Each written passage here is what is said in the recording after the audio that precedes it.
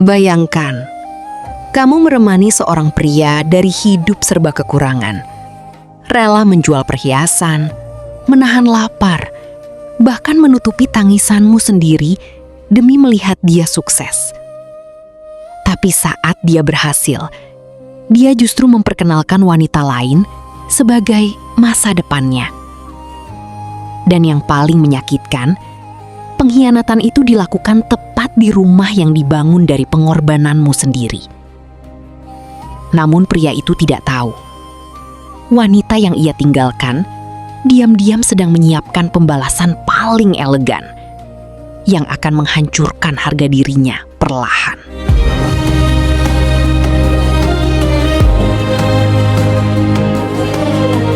Oke, sahabat, seperti biasa, sebelum lanjut ceritanya, kita absen dulu ya.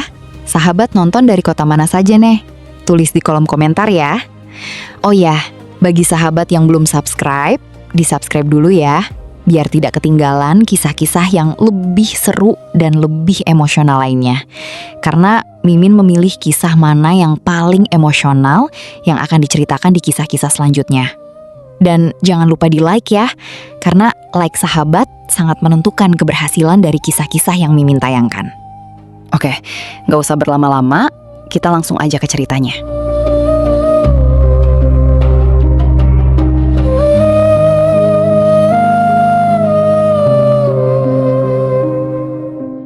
Namaku Alia. 8 tahun lalu, aku menikah dengan seorang pria sederhana bernama Arga. Saat pertama menikah, hidup kami bahkan jauh dari kata layak. Kami tinggal di kontrakan sempit berdinding triplek tipis yang bocor saat hujan turun. Setiap malam, aku tidur sambil memeluk ember kecil karena air hujan sering menetes tepat di samping kasur. Tapi anehnya, dulu aku bahagia.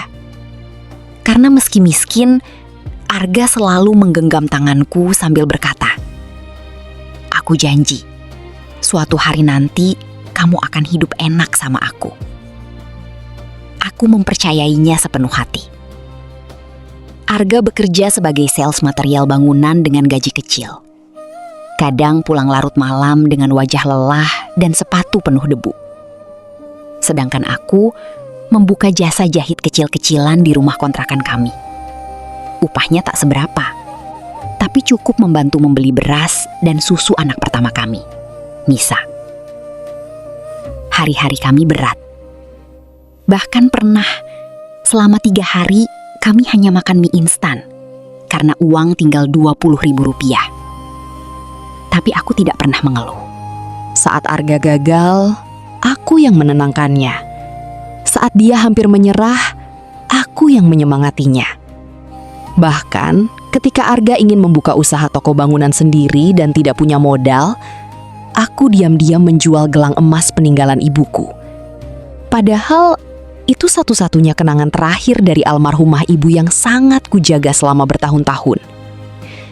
Saat menyerahkan uang hasil penjualan gelang itu, Arga menangis memelukku. "Aku janji gak akan nyakitin kamu, Alia," katanya waktu itu. Dan bodohnya, aku percaya pada janji seorang pria miskin yang belum pernah diuji oleh kesuksesan. Tahun demi tahun berlalu. Usaha Arga mulai berkembang. Dari toko kecil pinggir jalan, berubah menjadi distributor besar yang dikenal banyak orang di kota kami. Kami pindah ke rumah besar. Mobil mulai terparkir di garasi. Arga mulai memakai jam tangan mahal dan pakaian bermerek. Orang-orang memuji kami sebagai pasangan yang sukses membangun hidup dari nol. Tapi perlahan, aku merasa kehilangan suamiku.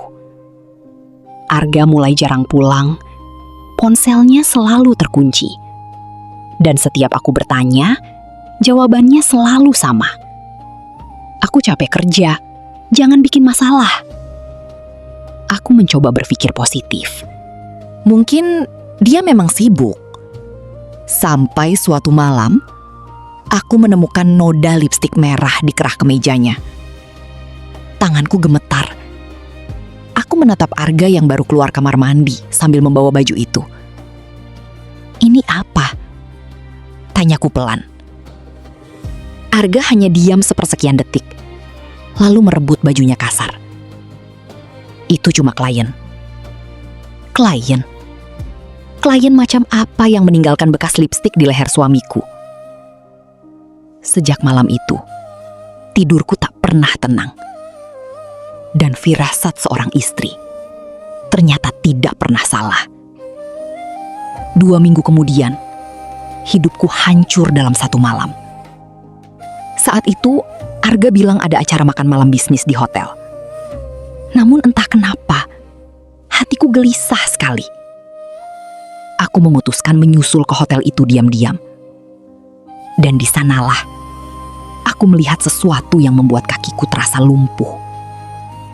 Suamiku, pria yang dulu menangis saat menerima uang dari hasil penjualan gelang ibuku, sedang menggenggam tangan wanita muda berpakaian mewah sambil tertawa mesra. Bahkan di depan banyak orang, Arga memperkenalkan wanita itu sebagai calon istrinya. Dunia terasa berhenti. Aku berdiri mematung sambil menahan napas yang sesak. Dan yang lebih menghancurkan lagi, wanita itu tersenyum padaku. Seolah dia tahu akulah istri sah yang sedang dihancurkan malam itu. Aku ingin marah, ingin berteriak, ingin menampar mereka di depan semua orang. Tapi anehnya, aku justru tersenyum kecil. Karena di detik itulah, aku akhirnya sadar. Pria yang selama ini aku pertahankan sudah tidak pantas dipertahankan lagi. Dan sejak malam itu, aku mulai menyiapkan sesuatu. Sesuatu yang tidak pernah dibayangkan Arga. Sebab dia mengira aku hanya seorang istri lemah yang hidup dari uangnya.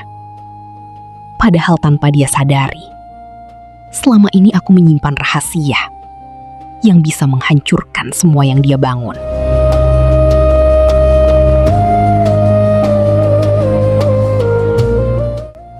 Malam itu, aku pulang sendiri dari hotel. Dengan dada sesak seperti dihantam batu besar. Sepanjang perjalanan, tanganku terus gemetar memegang setir. Bayangan Arga menggenggam tangan wanita itu terus terulang di kepalaku. Namun, anehnya, air mataku justru tidak keluar lagi. Mungkin karena hatiku sudah terlalu lelah untuk menangis. Saat sampai di rumah, aku melihat foto keluarga besar kami terpajang di ruang tamu. Foto saat kami masih hidup sederhana. Di sana, Arga tersenyum begitu tulus sambil menggendong Nisa yang masih kecil. Sedangkan aku berdiri di sampingnya dengan wajah penuh harapan. Aku menatap foto itu lama sekali. Lalu perlahan, aku melepas bingkai itu dari dinding dan menyimpannya ke dalam lemari. Malam itu, aku tidak tidur. Aku duduk sendiri di ruang kerja kecil sambil membuka laptop lama yang selama ini jarang kugunakan. Di dalam laptop itu, tersimpan semua hal yang selama bertahun-tahun tidak pernah diketahui Arga. Semua bukti, semua catatan, dan semua rahasia tentang bagaimana bisnisnya bisa sebesar sekarang. Karena sebenarnya orang-orang hanya mengenal Arga sebagai pengusaha sukses. Padahal di balik semua itu, akulah yang diam-diam membantu membangun usahanya dari nol. Aku yang mencatat keuangan. Aku yang mencari supplier pertama saat Arga menyerah. Aku yang mengatur strategi pemasaran online ketika tokonya hampir bangkrut saat pandemi dulu. Bahkan nama beberapa aset usaha masih menggunakan rekening dan identitasku. Karena dulu Arga pernah berkata, "Aku percaya sama kamu sepenuhnya." Lucunya, pria yang paling percaya padaku justru menjadi orang yang paling mengkhianatiku. Pukul 1 dini hari, Suara mobil Arga terdengar masuk ke garasi. Aku menutup laptop perlahan. Tak lama kemudian, Arga masuk rumah sambil melepas jas mahalnya. Aroma parfum wanita masih menempel jelas di tubuhnya. Dia terlihat terkejut melihatku belum tidur. "Kok belum tidur?" tanyanya singkat. Aku menatapnya datar. "Acaranya menyenangkan?" Arga langsung berhenti melangkah. "Apa maksud kamu?" Aku berdiri pelan, lalu berjalan mendekatinya. Aku lihat semuanya tadi malam. Wajah Arga berubah pucat. Untuk pertama kalinya setelah bertahun-tahun menikah, aku melihat kepanikan di matanya. Namun hanya beberapa detik. Setelah itu, dia kembali memasang wajah dingin. "Alia, kamu jangan bikin drama." "Drama?" Hatiku terasa tertusuk mendengar kata itu. Pria yang menghancurkan rumah tangganya sendiri justru menganggap rasa sakit istrinya sebagai drama. "Aku cuma mau jujur," lanjut Arga sambil menghela napas kasar. "Aku udah capek hidup kayak gini." "Kayak gimana?" tanyaku pelan. "Kamu berubah." Aku hampir tertawa mendengarnya. Berubah? Aku yang setiap hari mengurus rumah, anak, bahkan masih membantu bisnisnya dianggap berubah? Namun Arga terus bicara tanpa rasa bersalah sedikit pun. Livia lebih ngerti aku. Nama itu akhirnya keluar juga. Livia. Wanita muda yang tadi malam menggenggam tangan suamiku di depan umum tanpa rasa malu. "Aku nyaman sama dia," lanjut Arga pelan. "Dia bikin aku merasa hidup lagi." Kalimat itu menghancurkan sisa harga diriku malam itu. 8 tahun pengorbanan kalah oleh wanita yang baru hadir beberapa bulan. Aku menatap Arga lama sekali. Lalu untuk pertama kalinya, aku tersenyum di depannya setelah mengetahui perselingkuhan itu. Senyuman yang membuat Arga terlihat bingung. "Aku ngerti sekarang," kataku pelan. Arga mengernyit. "Maksud kamu?" Aku melangkah mendekatinya sambil menatap lurus ke matanya. "Kamu lupa siapa yang membangun semuanya sama kamu." Wajah Arga langsung berubah. Dan aku bisa melihat jelas, dia mulai takut. Karena dia tahu satu hal. Aku bukan hanya istri yang selama ini diam di rumah.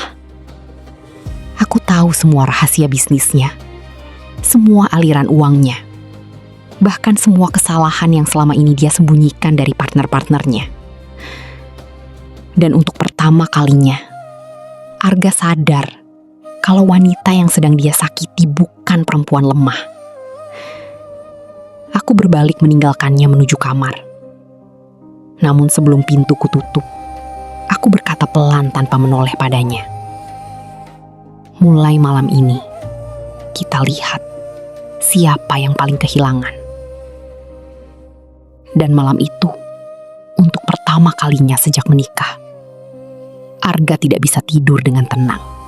Sementara di dalam kamar, aku membuka ponselku dan menghubungi seseorang yang selama ini diam-diam menunggu kabarku. Seseorang yang bisa membuat seluruh bisnis Arga runtuh dalam hitungan hari. Pagi itu rumah kami terasa sangat asing. Tidak ada sapaan hangat, tidak ada obrolan kecil saat sarapan seperti dulu. Aku duduk diam di meja makan sambil menuangkan susu untuk Nisa. Sedangkan Arga sibuk memainkan ponselnya dengan wajah tegang.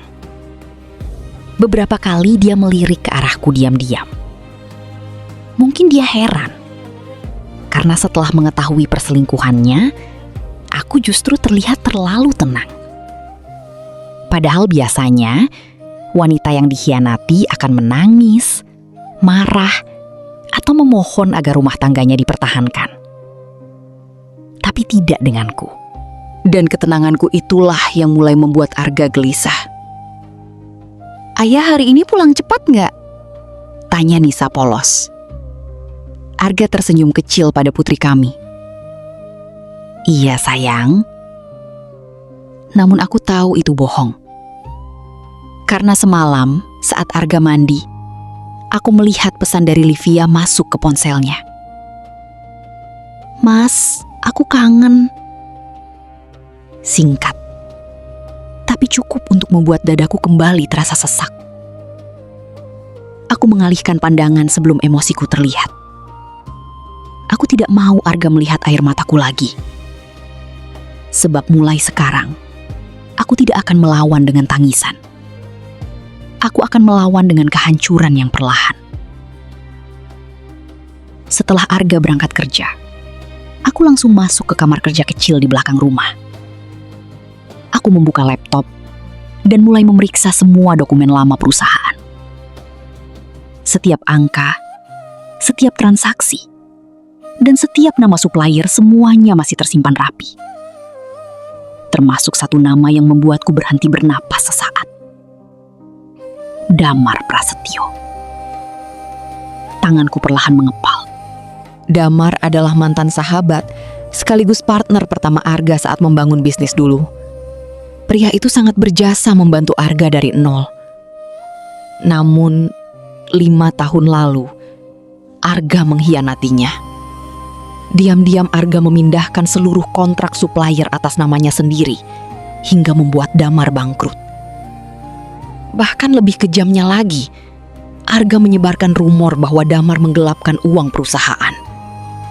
Akibatnya, semua orang menjauh dari Damar.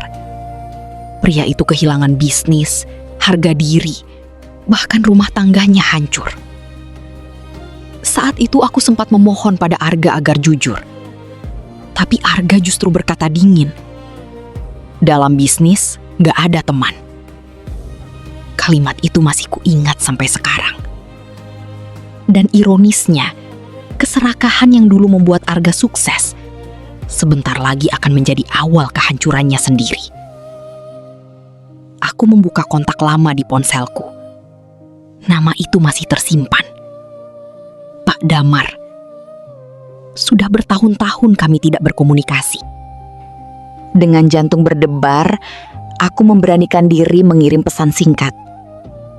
Pak, ini Alia. Butuh waktu hampir 10 menit sebelum balasan masuk. Namun, hanya satu kalimat pendek itu sudah membuat napasku terasa berat. Akhirnya, kamu menghubungiku juga. Seolah dia sudah menunggu hari ini datang. Siang harinya, aku pergi diam-diam ke sebuah kafe kecil di pinggir kota. Tempat itu sepi dan jauh dari keramaian. Dan di sanalah aku kembali bertemu Damar setelah bertahun-tahun. Pria itu terlihat jauh berbeda. Tubuhnya lebih kurus, wajahnya tampak lelah. Namun sorot matanya masih tajam seperti dulu. Dia tersenyum tipis saat melihatku datang. Kamu kelihatan capek, katanya pelan. Aku duduk di depannya sambil menunduk kecil.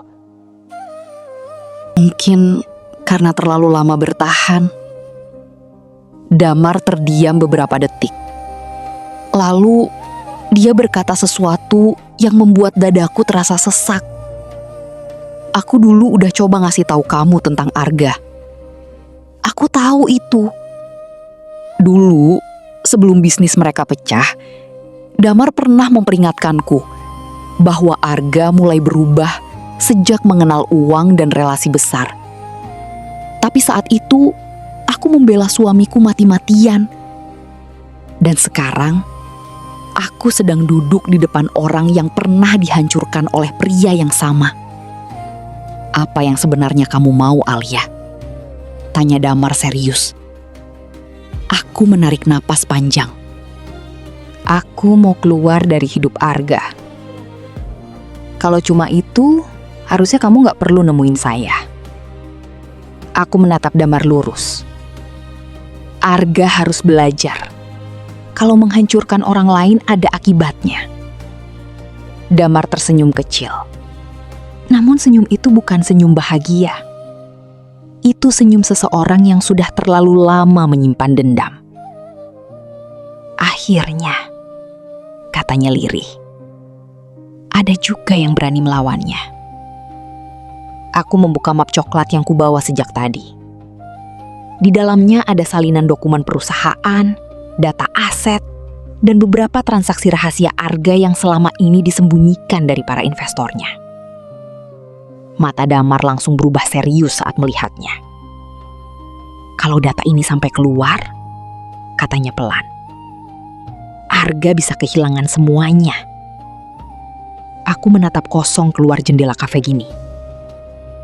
Entah kenapa, hatiku tetap sakit meski sebentar lagi aku bisa membalas semuanya. Karena jauh di dalam diriku, aku sebenarnya masih mencintai pria itu. Pria yang dulu pernah memelukku sambil berjanji tidak akan menyakitiku. Namun suara Arga tertawa bersama wanita lain malam itu kembali terbayang jelas di kepalaku. Dan rasa sakit itu langsung mengubah kelembutanku menjadi keberanian. Aku menatap Damar kembali. Kita mulai. Namun, tanpa kami sadari, di luar kafe, seseorang diam-diam sedang memperhatikan kami sejak tadi.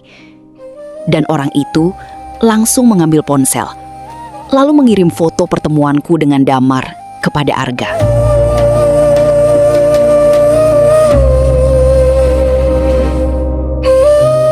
Sore itu, hujan turun deras saat aku pulang ke rumah. Langit gelap, udara dingin, dan entah kenapa firasatku terasa tidak enak sejak tadi. Mobil Arga sudah terparkir di garasi. Padahal biasanya dia pulang larut malam. Aku baru saja membuka pintu rumah ketika suara bentakan keras langsung membuatku terdiam. Dari mana kamu?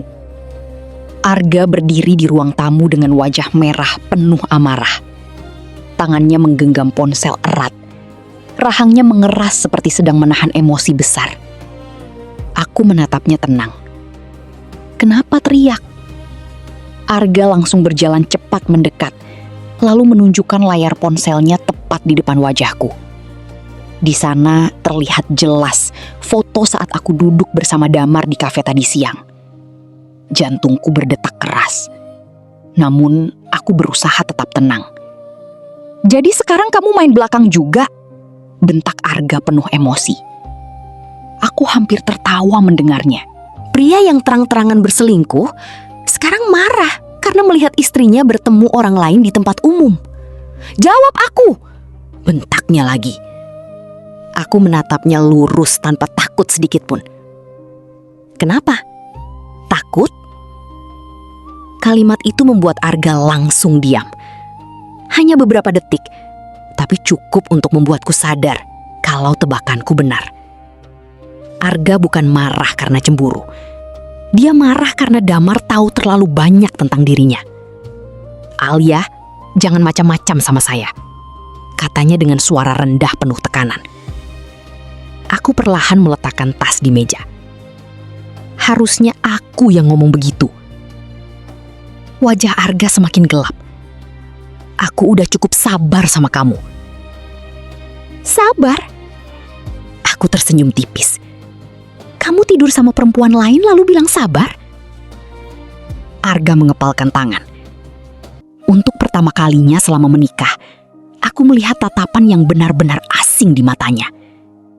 Tatapan pria yang tidak lagi melihat istrinya sebagai pasangan, melainkan ancaman. Dan itu justru membuatku semakin yakin aku tidak boleh mundur lagi. Apa maumu sebenarnya? Tanya Arga dingin. Aku menarik napas pelan. Aku cuma mau kamu merasakan. Rasakan apa? Gimana sakitnya dihancurkan orang yang paling kamu percaya? Ruangan mendadak sunyi. Hanya suara hujan di luar yang terdengar samar. Arga menatapku tajam beberapa saat sebelum akhirnya tertawa kecil sinis. Kamu pikir bisa jatuhin aku? Aku diam. Karena sebenarnya aku sendiri belum tahu seberapa jauh semua ini akan berjalan. Namun satu hal yang pasti, aku sudah terlalu hancur untuk kembali takut kehilangan. Alia, suara Arga berubah rendah. Kamu hidup enak karena siapa? Kalimat itu menusuk tepat ke dadaku. Jadi selama ini, semua pengorbananku dianggap tidak ada. Aku yang membantu membangun bisnisnya. Aku yang menjual perhiasan ibuku. Aku yang bertahan saat dia belum punya apa-apa. Sekarang dianggap hanya numpang hidup dari kesuksesannya. Aku menahan air mata sekuat tenaga. Namun Arga terus bicara tanpa sadar bahwa setiap katanya sedang membunuh perasaanku sedikit demi sedikit. Kalau bukan karena aku, kamu gak bakal tinggal di rumah ini. Aku tersenyum pahit. Kalau bukan karena aku, kataku pelan, kamu bahkan gak akan punya rumah ini. Wajah Arga langsung berubah. Dan aku tahu, ucapanku mengenai masa lalunya mulai menghantui pikirannya. Tiba-tiba, suara langkah kecil terdengar dari tangga. Nggak usah bertengkar. Aku langsung menoleh. Nisa berdiri di sana, sambil memeluk boneka kecilnya. Matanya berkaca-kaca ketakutan. Dadaku langsung terasa diremas. Selama ini, aku terlalu fokus menahan rasa sakitku sendiri, sampai lupa bahwa anak kami mulai melihat kehancuran rumah tangga ini. Aku segera menghampiri Nisa dan memeluknya erat. Namun, saat itu juga, ponsel Arga berbunyi. Nama Livia Love muncul terang di layar. Dan untuk pertama kalinya, Nisa melihat sendiri nama wanita lain di ponsel ayahnya. Ayah, suara Nisa lirih. Itu siapa? Wajah Arga langsung pucat. Sedangkan aku memejamkan mata perlahan. Karena aku tahu, mulai malam ini, semuanya tidak akan pernah sama lagi. Namun, yang tidak kami sadari, di saat rumah tangga kami mulai runtuh, Livia ternyata sedang menyiapkan sesuatu yang jauh lebih kejam. Sesuatu yang bahkan belum pernah dibayangkan Arga.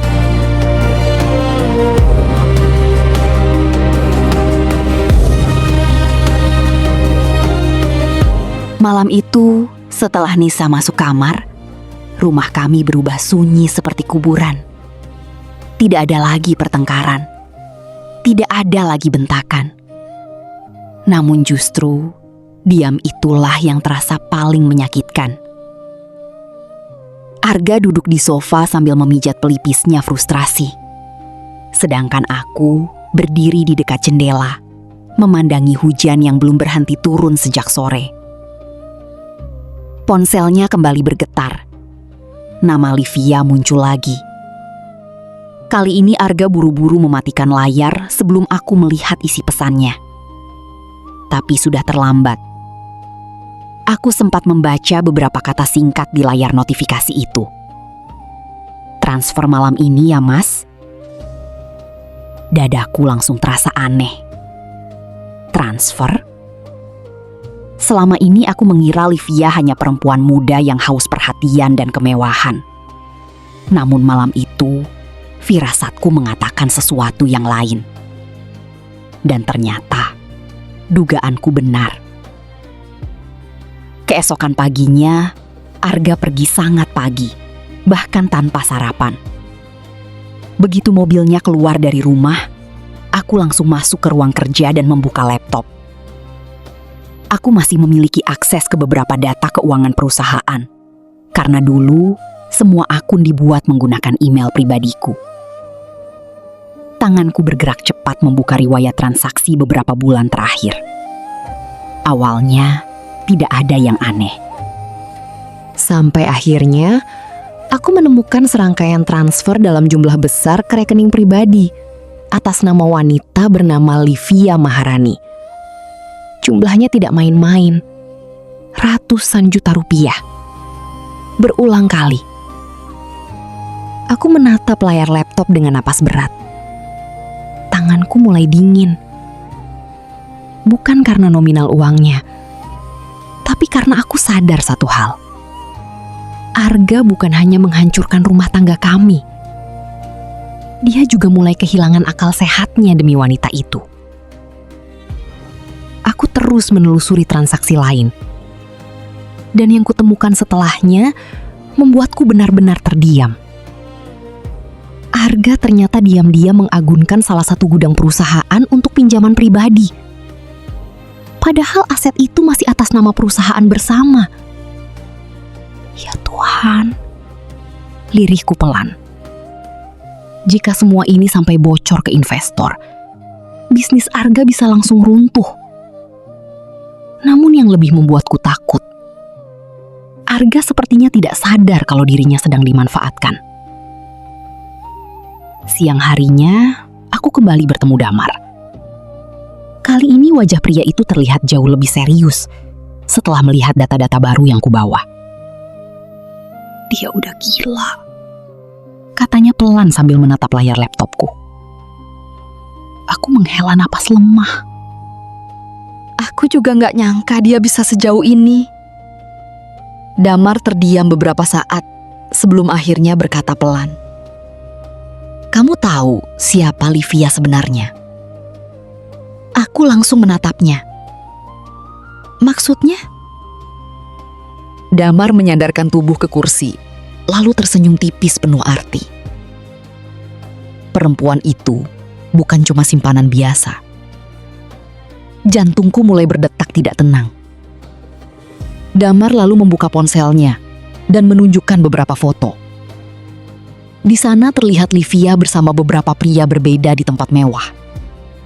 Mobil berganti-ganti, tas mahal, liburan luar negeri. Dan semua foto itu diambil bahkan sebelum dia mengenal Arga. Aku pernah dengar namanya beberapa tahun lalu, lanjut Damar. Dia terkenal deketin pengusaha mapan. Aku tercekat. Jadi selama ini Arga cuma target berikutnya. Dunia rasanya mendadak berputar pelan. Entah kenapa, meski Arga sudah mengkhianatiku sedalam ini, mendengar dia sedang dimanfaatkan tetap membuat dadaku sakit. Karena bagaimanapun, dia tetap pria yang dulu pernah berjuang bersamaku dari nol. Namun, Damar kembali berkata sesuatu yang membuatku membeku. Dan biasanya, dia berhenti sesaat. Kalau hartanya habis, laki-laki itu ditinggal. Aku memejamkan mata perlahan. Kini semuanya mulai masuk akal. Perubahan gaya hidup Arga, transfer misterius, sikap emosionalnya, sampai keputusan-keputusan bisnis yang mulai ceroboh. Dia sedang dibutakan oleh perempuan yang hanya menginginkan uangnya. Dan ironisnya, demi mempertahankan wanita itu, Arga rela menghancurkan keluarganya sendiri. Sore harinya, aku pulang dengan kepala penuh pikiran. Namun baru saja masuk rumah, aku melihat sesuatu yang membuat langkahku berhenti mendadak. 2 koper besar berdiri di ruang tamu. Dan Arga sedang menuruni tangga sambil membawa barang-barangnya. Aku menatapnya bingung. Mau kemana? Arga berhenti beberapa detik sebelum menjawab dingin. Aku mau tinggal sementara sama Livia. Kalimat itu menghantamku jauh lebih keras daripada perselingkuhan yang kulihat di hotel malam itu. 8 tahun pernikahan. Dan dia pergi meninggalkan rumah demi wanita lain tanpa rasa bersalah sedikit pun. Namun sebelum Arga melangkah keluar, aku berkata pelan tanpa menahannya sedikit pun. Kalau kamu keluar dari rumah ini, Arga menoleh dingin. Pastikan kamu masih punya tempat untuk kembali saat semuanya hancur. Arga tersenyum sinis kecil. Seolah dia merasa dirinya tidak mungkin jatuh. Padahal, tanpa dia sadari, wanita yang sedang dia bela mati-matian itu sebentar lagi akan menghancurkan hidupnya lebih kejam daripada yang pernah kubayangkan.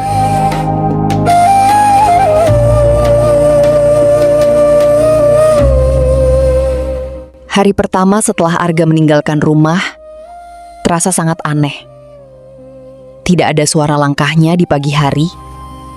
Tidak ada jas kerja yang biasa tergantung di ruang tamu. Dan tidak ada aroma parfumnya yang biasanya memenuhi rumah setiap malam. Yang tersisa hanya kesunyian. Dan hati yang perlahan belajar menerima kenyataan.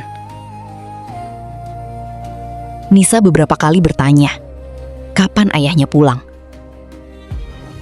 Dan setiap kali mendengar pertanyaan itu, dadaku terasa seperti diramas pelan. Aku tidak pernah mau membuat anakku membenci ayahnya sendiri. Karena seburuk apapun Arga sebagai suami, dia tetap ayah bagi Nisa. Namun semakin hari, keadaan justru semakin kacau. Seminggu setelah Arga pergi, beberapa supplier mulai menghubungiku diam-diam. Mereka menanyakan pembayaran yang mulai terlambat. Padahal selama bertahun-tahun, perusahaan Arga terkenal sangat disiplin soal keuangan. Aku mulai sadar, keadaan bisnis itu jauh lebih buruk dari yang kuduga. Malam itu, Damar datang ke rumah, membawa beberapa dokumen tambahan. Wajahnya terlihat tegang. Arga mulai narik dana perusahaan besar-besaran. Katanya serius. Aku langsung menatapnya. Buat apa? Damar menggeleng pelan. Gaya hidup. Aku memejamkan mata lelah. Aku sudah bisa menebaknya. Apartemen mewah, mobil baru, hadiah mahal untuk Livia. Semua itu pasti menguras uang perusahaan sedikit demi sedikit. Kalau begini terus, lanjut Damar, dalam beberapa bulan bisnisnya bisa kolaps. Aku menunduk diam. Aneh rasanya. Dulu aku selalu berdiri di samping Arga untuk menyelamatkannya dari kehancuran. Namun sekarang, aku hanya bisa melihat pria itu perlahan menghancurkan dirinya sendiri. Dan yang paling menyakitkan, dia melakukan semua itu demi wanita yang jelas-jelas hanya memanfaatkannya. 3 hari kemudian, Arga tiba-tiba datang ke rumah. Namun, pria yang berdiri di depan pintu malam itu terlihat sangat berbeda. Wajahnya kusut, matanya lelah. Dan untuk pertama kalinya setelah sekian lama, dia terlihat seperti Arga yang dulu. Bukan pengusaha arogan yang merasa punya segalanya.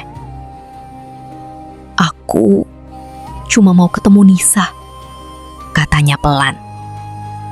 Aku mempersilahkannya masuk tanpa banyak bicara. Saat melihat ayahnya datang, Nisa langsung berlari memeluk Arga sambil menangis. Ayah, jangan pergi lagi. Kalimat polos itu langsung membuat wajah Arga hancur. Dia memeluk putri kami erat sambil memejamkan mata. Dan di detik itu, aku bisa melihat penyesalan mulai muncul di dalam dirinya.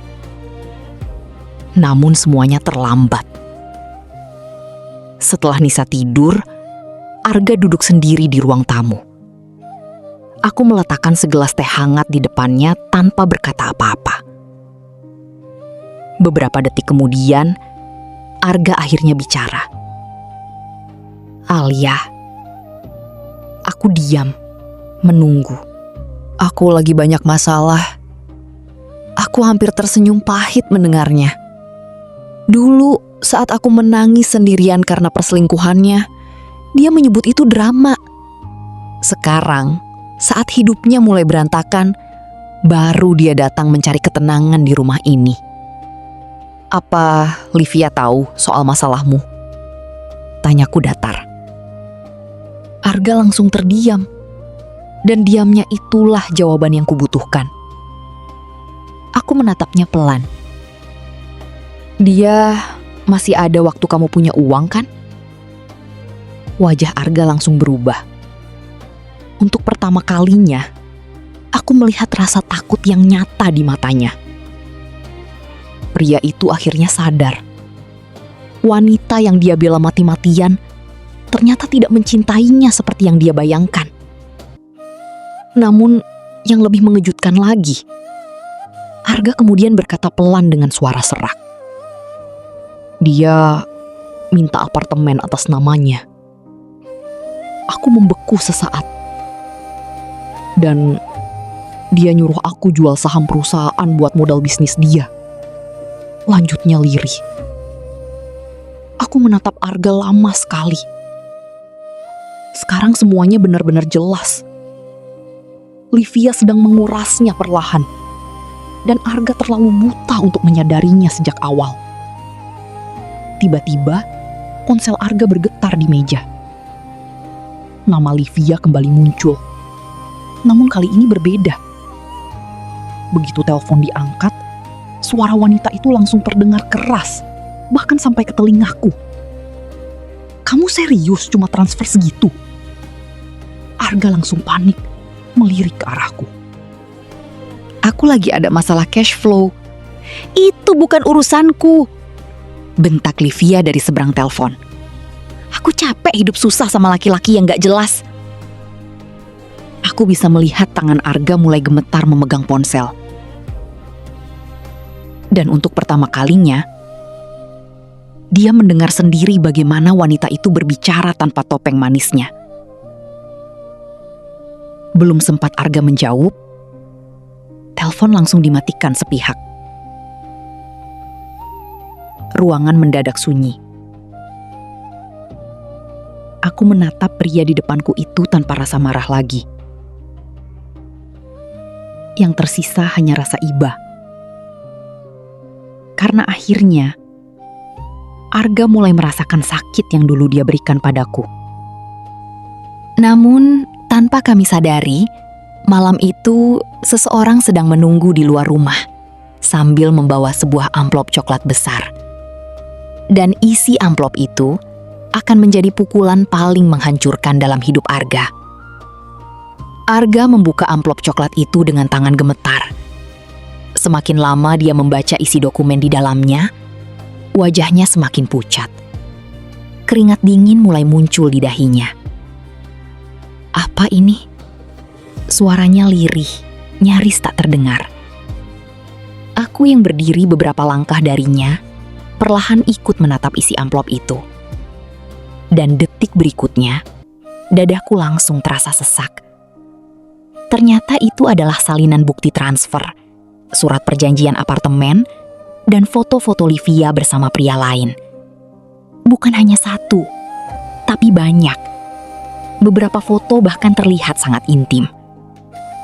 Arga langsung terduduk lemas di sofa. Matanya kosong. Pria yang dulu begitu percaya diri meninggalkanku demi wanita itu, akhirnya sadar kalau dirinya hanyalah target berikutnya. Namun pukulan terbesar belum berhenti sampai di sana. Di lembar terakhir amplop itu, terdapat sebuah pesan singkat tanpa nama pengirim. Setelah uangmu habis, kamu akan dibuang seperti pria-pria sebelumnya. Tangan Arga langsung bergetar hebat. Dan untuk pertama kalinya, aku melihat seorang pria benar-benar hancur bukan karena kehilangan harta, tetapi karena menyadari dirinya telah menghancurkan keluarga demi cinta palsu. Arga menatapku dengan mata merah penuh penyesalan. Alia, aku salah. Kalimat yang selama ini kutunggu akhirnya keluar juga. Namun anehnya, hatiku sudah tidak lagi terasa hangat mendengarnya. Karena luka yang dia tinggalkan terlalu dalam. Tiba-tiba ponsel Arga kembali berbunyi. Nama Livia muncul lagi di layar. Namun kali ini, sebuah pesan masuk tepat di depan mata kami berdua. Aku pergi. Jangan cari aku lagi. Dan setelah pesan itu terkirim, nomor Arga langsung diblokir. Pria itu menunduk sambil menutup wajahnya dengan kedua tangan. Sedangkan aku hanya berdiri diam, menatap seseorang yang dulu sangat kucintai, namun kini terlihat seperti orang asing. Di luar rumah, hujan kembali turun perlahan. Dan malam itu, untuk pertama kalinya, Arga benar-benar sendirian. Namun, pertanyaannya sekarang, apakah Alia harus memaafkan Arga setelah semuanya terlambat? Atau membiarkan pria itu hancur bersama penyesalannya sendiri? Tulis pendapat kalian di kolom komentar. Kalau kalian jadi Aulia, apa yang akan kalian lakukan? Sampai jumpa di kisah-kisah seru lainnya. Bye-bye. Mwah.